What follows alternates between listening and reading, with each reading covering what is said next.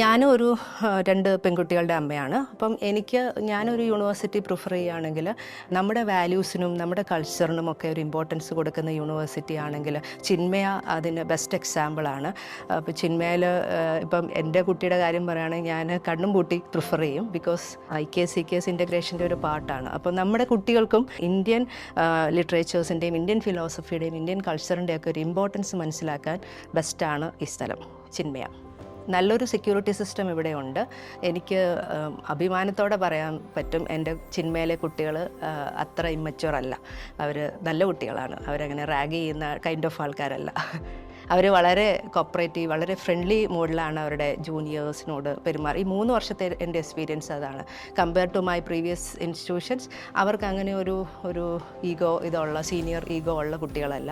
അവർ വളരെ വെൽക്കമിങ് ആണ് അവരുടെ ജൂനിയേഴ്സിനോട്.